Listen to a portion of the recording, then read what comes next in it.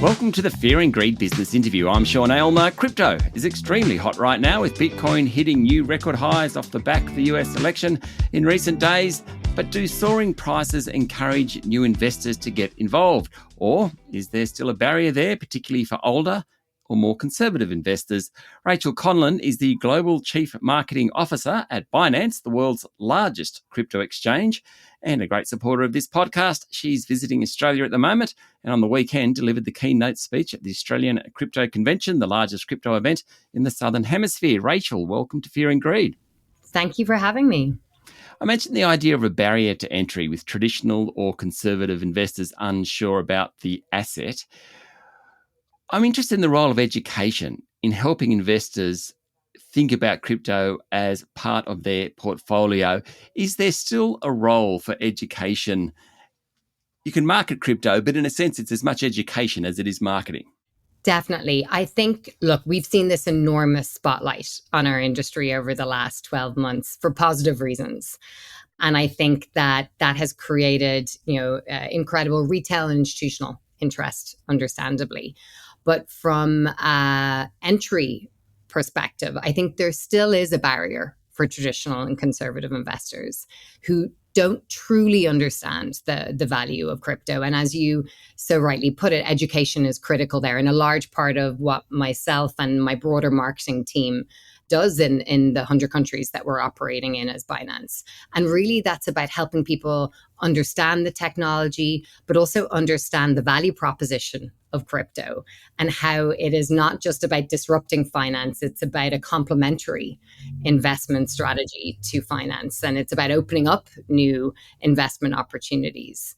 So, that's a big part of what we're doing now at Binance is around, building trust and in some cases rebuilding trust where people, may have misconceptions or personal experiences with crypto. And it's really about helping people understand what essentially are, complex ideas and helping them understand how to enter into the space no matter where they are, in their journey, whether they be someone that's just entering in and wants to capitalize on what is this incredible momentum around Bitcoin, or whether they're a more sophisticated trader that has deeper knowledge in traditional assets and wants to transfer those skills over to the digital space. But ultimately, the more people become familiar and comfortable with crypto and what the concepts are, the more engagement we'll see. So focusing on those real world use cases, on the tangible value, on how we show more integration with traditional finance is critical. Okay, so what are some of the myths and misconceptions that Binance is trying to overcome? I'm going to go straight to what is the biggest myth. Yep. I'm concerned about crypto, and it's something that my father talks to me about, is that it's riddled with crime. As we know, that is seen and talked about as, one of the biggest misconceptions. I think the reality of the situation is that illicit activity in crypto is really a fraction of the market. If we look at we are still a very early industry. We're maturing, at an amazing pace. But if you look at the share of illicit transactions, in crypto versus traditional finance, we have fallen significantly below. It's just 0.34% of total transactions on blockchain are illicit. And we have incredible law enforcement, not just in Binance, but now being built across the industry to ensure that we are combating those scams and those issues. And the beauty of the blockchain technology, it allows you identify and hinder those faster than you potentially would in traditional finance. We're really proud of those efforts at Binance. Last year alone, I think we responded to 58,000 law enforcement requests. And we've hosted over 120 workshops globally with local enforcement, helping to educate them on cybercrime, on blockchain crime, and understand how they can dismantle these scams. It's something that we take really, really seriously as a business, and as the largest in the industry. We see a massive obligation to set that agenda on the right course. So, we have over 1,000 people working in law enforcement and compliance at Binance, looking at transaction monitoring, looking at illicit activity, looking at what are the new systems that we need to proactively identify. But most importantly, working with local law enforcement to ensure that we're arming them with the tools to combat an area which is new. I think all of us know that in order to see this industry continue to grow and thrive, we need to ensure that it's safe and secure. And that's something that we believe we're at the forefront of initiating positive change in. So that doesn't worry me particularly. I kind of agree with what you're saying, Rachel. The thing that does worry me sometimes is it's not a fiat currency. And so the idea is what's behind it. What's your answer to that one? It's not a fiat currency. Well, I think that, in terms of where we are, digital assets are, we deal less and less in fiat currencies, as we are evolving, our financial systems, and as we look at what are the future of digital assets, it's going to be part and parcel of what we do. And the beauty of, Bitcoin and the beauty of, blockchain technology is you can source at every stage, where I don't know, when I take money out of a machine, I don't know where it's come from. Whereas with Bitcoin, I can source every transaction on the blockchain. So I'm able to understand the history of it and as I go along. So I think that while I understand why people may be nervous about that, they need to understand that it's actually much more transparent than traditional fiat currency. Stay with me, Rachel. We'll be back in a moment.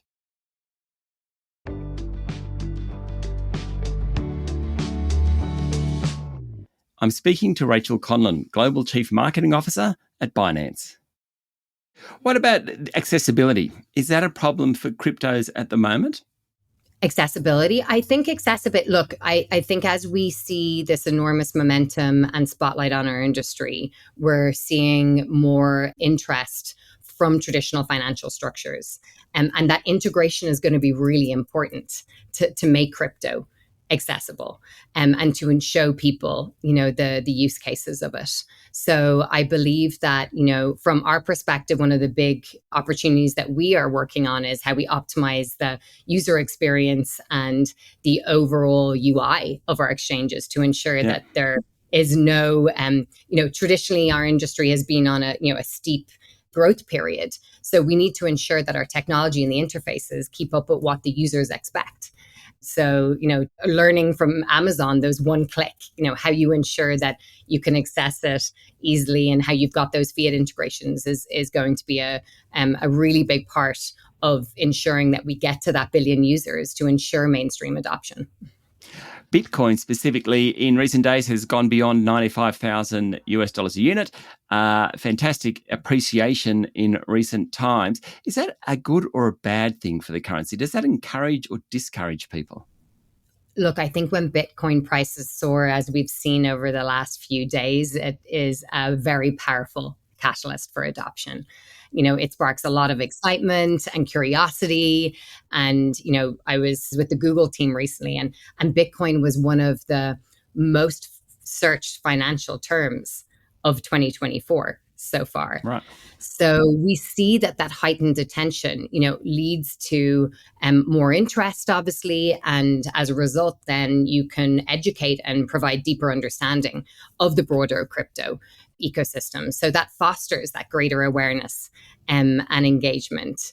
I think, one anecdote is every time I see and I'm sure you're the same, every time you see a Bitcoin rally, I get more of my non-crypto friends texting me and WhatsApping me saying, is this the time to buy? Is this the time to... I've got FOMO all over it with Bitcoin. Exactly. It's the only time my father has said to me he wishes he'd taken financial advice from his daughter when I told him to buy in 2022.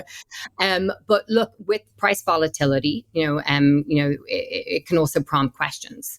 And that is one thing. This is a financial asset. There will be volatility. It may not be now, but it'll be in the future. So it really goes back to what we were discussing earlier about the importance of education and transparency, and the obligation that we have as an exchange and as the leading industry player on how we empower investors with the right information, tools, insights, guidance, on how they can confidently enter into this space. And, I believe that's one of the reasons, we just hit 240 million users last week. We've added over 60 million users since the beginning of the year. And because of the platform and the education resources we built, we are seen as that go-to for both new entrants and, the more sophisticated users. Okay, you've been in Australia for the Australian Crypto Convention. I'm going to be parochial here, Rachel. You've obviously got an Irish accent, and I think you live in the Middle East. I think if I'm right there. Where does Australia sit in crypto world? First of all, it's been it's my first visit to really? Australia, I've which is never shocking known as an Irish person over the age of 30 to have not spent some time here. There you go. I was meant to spend a year here 20 years ago, but chose to go down the professional route too quickly. I wish I did after my weekend experience. It's an extraordinary country. And a beautiful place. But look, we're very, first of all, for Binance, Australia is a critical market. And it's one where there is a sophisticated user. You've got really strong financial literacy. At the moment, the penetration rates, you've got about 1 in 20 holders, according to the latest research. But, we believe that in 2025, that, Australia will solidify its position as one of the leaders in the broader Asian market. And that's something that we're very excited by.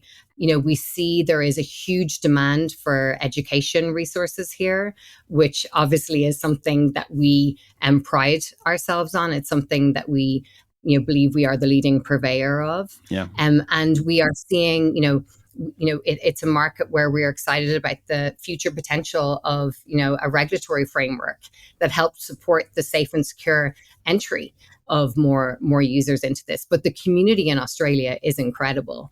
And, you've got some amazing innovators and pioneers here that are creating, next generation blockchain technologies that will, go beyond trading and go beyond the blockchain space. And that's what I think is really exciting, is the opportunity to build Australia as that blockchain hub. And some of the people I met over the weekend are testament to that. So, we're very excited to see how this market matures and continues to embrace, building on the financial literacy, the strong institutional center here. And I think that's a, exciting moment for Australia. We are way over time, but I don't think I can get through an interview with you without actually mentioning Donald Trump. I suppose it's wait and see. I mean, we hear the stories, and Donald Trump apparently is a fan of cryptocurrencies, but presumably we've got to wait till he gets the job and sees what he actually starts doing before he can kind of bank anything. Yes, of course. Look, I think both candidates in this election, would have been positive for the crypto industry. We've been watching, that closely. And while, as you rightly say, it's yet to be realized, his perceived pro-crypto stances represent an enormous opportunity. And I think that opportunity is really about opening up a dialogue between the industry and regulators. And I think that will send a strong signal globally. And we're already seeing it on the agenda of other elections in different parts of the globe. So I think this more hands-on approach to crypto regulation that we're seeing will also be critical in helping us accelerate adoption and ultimately create that global market for crypto. I also think it's an opportunity for, America, which has gone through challenges from the innovation perspective, to take a lead in this space as well. And I think, gain that competitive edge in this space, which he's talked about in, some of his recent interviews. So, we're excited. We think it's going to open a dialogue. It's going to help hopefully push for more regulatory clarity, which is what we all want, but also allow us that opportunity, as it has captured so much sentiment and positive sentiment, is again going back to what we talked about so much during this discussion around education. It allows us that opportunity, as people are hearing about it, to open their eyes up and help them understand how to enter into it, how to explore it, like how it works and what are the benefits and the value proposition for them as an individual. So I think it's going to be very exciting for the global industry, but also for retail and institutional investors, how that US approach in January, will impact other markets. Rachel, thank you for talking to Fear and Greed. Thank you so much for having me. That was Rachel Conlan, Global Chief Marketing Officer at Binance, a great supporter of this podcast. This is the Fear and Greed business interview. Join us every morning for the full episode of Fear and Greed, business news for people who make their own decisions. I'm Sean Aylmer. Enjoy your day.